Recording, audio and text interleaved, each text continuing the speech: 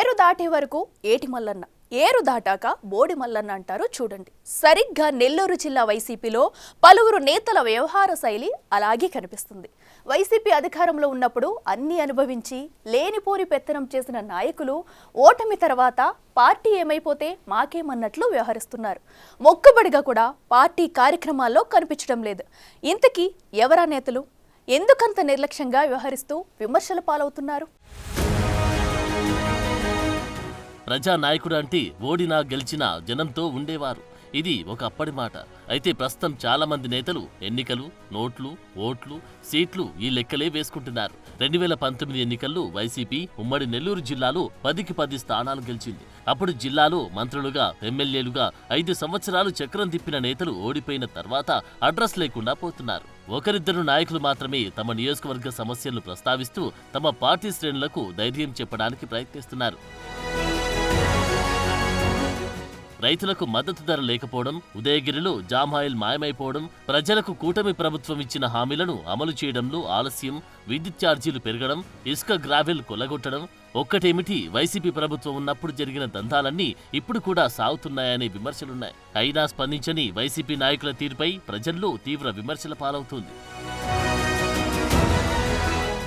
ప్రజల పట్ల అధికార పార్టీతో పాటు ప్రతిపక్ష నేతలు కూడా బాధ్యతగా ఉండాలనేది అందరికీ తెలిసిన విషయమే.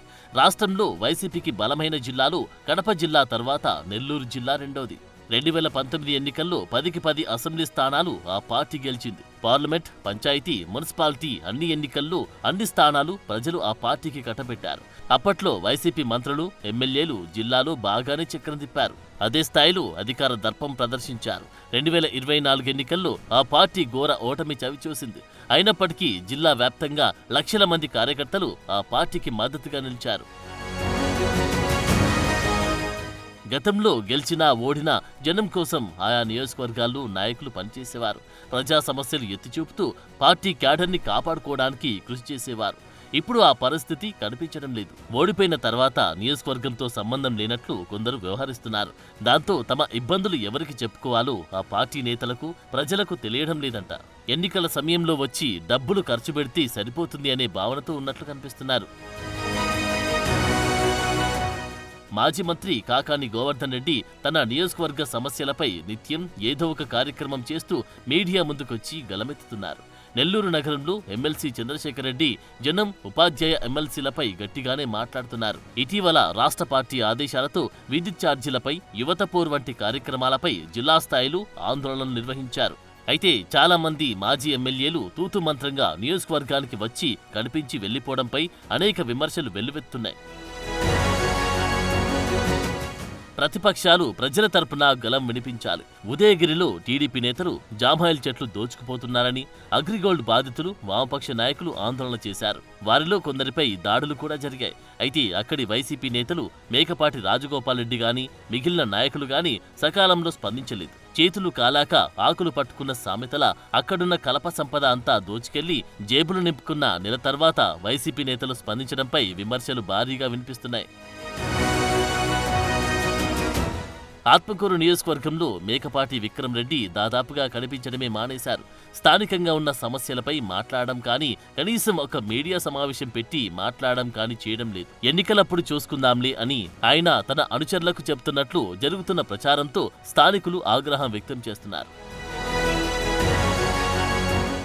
కావలి నియోజకవర్గంలో మాజీ ఎమ్మెల్యే రామిరెడ్డి ప్రతాప్ కుమార్ రెడ్డిని స్థానిక ప్రజలు మర్చిపోయే పరిస్థితి నెలకొందట. పార్టీ కార్యక్రమాలు నిర్వహించడానికి అక్కడ నాయకులే కరువయ్యారంట. ఏదైనా సమస్య ఉంటే కనీసం చెప్పుకోవడానికి వైసీపీ నేతలు ఒక్కరు కూడా కనిపించడం లేదని జనం వాపోతున్నారు. నెల్లూరు రూరల్ నియోజకవర్గంలో ఆదాల ప్రభాకర్ రెడ్డి పరిస్థితి అలాగే కనిపిస్తోంది. అప్పుడప్పుడు వచ్చి వివాహాది కార్యక్రమాలకు హాజరై వెళ్లిపోతున్నారట. గత ప్రభుత్వంలో మంత్రిగా పనిచేసిన అనిల్ కుమార్ నెల్లూరు సిటీలో అప్పుడప్పుడు కనిపిస్తున్నారట. ఆ పార్టీ నేతలకు అందుబాటులో ఉండడం లేదట. సూలూరుపేట నియోజకవర్గ మాజీ ఎమ్మెల్యే కిలివేటి సంజీవయ్య రాజకీయాల నుంచి తప్పుకున్నట్లు సైలెంట్ అయిపోయారంట. గూడూరు ఇన్ఛార్జ్ మెరిగా మురళి, వెంకటగిరి ఇన్ఛార్జ్ నేదరమల్లి రామ్ కుమార్ రెడ్డిలు సైతం పొలిటికల్ రిటైర్మెంట్ తీసుకున్నట్లు అందరికీ దూరంగా ఉంటున్నారట. జనం బాధలు చెప్పుకోవడానికి వైసీపీ నాయకుల ఆచూకీ కనిపించడం లేదని, ఇలాగే కొనసాగితే ఇక పార్టీకి భవిష్యత్తు ఏముంటుందని క్యాడర్ వాపోతుంది. రైతులు పండించిన పంటకు గిట్టుబాటు ధర లేదని, విద్యుత్ ఛార్జీల మోత, కూటమి ప్రభుత్వం ఇచ్చిన హామీల అమలు కావడం లేదన్న విమర్శలు వస్తున్నా స్పందించకుండా కొందరు మద్దు నిద్రలో ఉన్నారని, వైసీపీతో తమకు సంబంధం లేనట్లు వ్యవహరిస్తున్నారని వైసీపీ మాజీ ప్రజాప్రతినిధులు విమర్శలు మూటగట్టుకుంటున్నారట. అధికార టీడీపీ అంటే వైసీపీ నేతలు కొందరు హడలిపోతున్నారట. గత ప్రభుత్వంలో అవినీతి, అక్రమాలకు పాల్పడిన కొందరు నేతలు తాము ఎక్కడ ఇబ్బందులు పడతామో అని నోరు తెరవడానికి వెనుకాడుతున్నారట. అప్పట్లో ఇసుక, గ్రావిల్, అక్రమ లేఅవుట్, మైనింగ్లకు సంబంధించి జరిగిన అవినీతిలో వైసీపీ నేతల పాత్రపై అనేక ఆరోపణలు వచ్చాయి. ఇప్పుడు టీడీపీ నేతలకు వ్యతిరేకంగా మాట్లాడితే ఎక్కడ దెబ్బతింటామో, అనవసరంగా తలనొప్పులు ఎందుకని మాజీలు silent అయ్యారంట.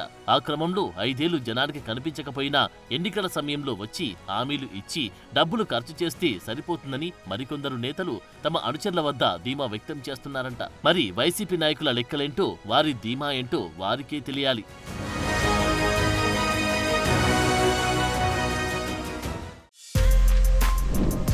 For more videos like this, subscribe Big TV channel.